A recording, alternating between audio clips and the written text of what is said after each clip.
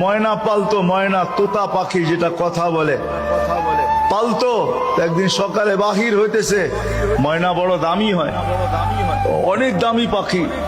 তো বাহির হইতেছে, তো ময়না জিজ্ঞাসা করতেছে মালিক কোথায় যাবে? শিকার খেলতে যাব, শিকার জঙ্গলে। আমার ভাইদের সাথে দেখা হইলে আমার একটা সালাম দিও। তো যখন জঙ্গলে ঢুকছে তো যে দেখতেছে কতগুলা ময়না ডালে বসা আছে, তো নিজের ময়নাটার সালামের কথা মনে উঠছে। তো ডাক দিয়া কইতেছে, শোনো তোমাদের মতো একটা ময়না আমার বাড়িতেও আছে, সে তোমাদেরকে সালাম দিছে। এই কথা বলতে দেরি এই ময়নাগুলা ডালের থেকে পড়া মরতে দেরি হয় না। তার মন খারাপ হয়ে গেছে যে ওর সালামে এমন কি বিষ মিশানো ছিল যে এত দামি দামি 12-13টা ময়না মরে গেল।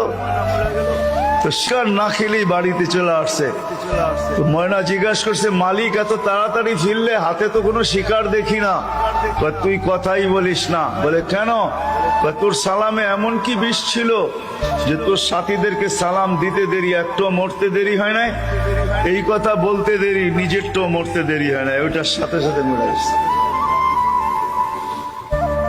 তো খাঁচার দরজা খুলা সামনে নিয়ে অনেকক্ষণ কাঁদছে, না লড়েও না চড়েও না, চক্ষুও খোলে না। আর কতক্ষণ কানবে?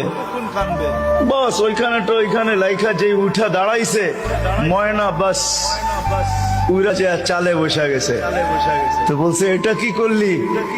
আমার বন্ধুরা আমাকে খবর দিছে, দেখ আমাদের মতো যদি বাগানে বাগানে ঘুরতে চাস তো মরার আগে একবার মরার ভান করে দেখ, তুইও আমাদের সাথে উঠতে পারবি, জঙ্গলে জঙ্গলে ঘুরতে পারবি। ওইটা মরা ছিল না, ও আমাকে চিঠি দিছে, চিঠি বার্তা দিছে।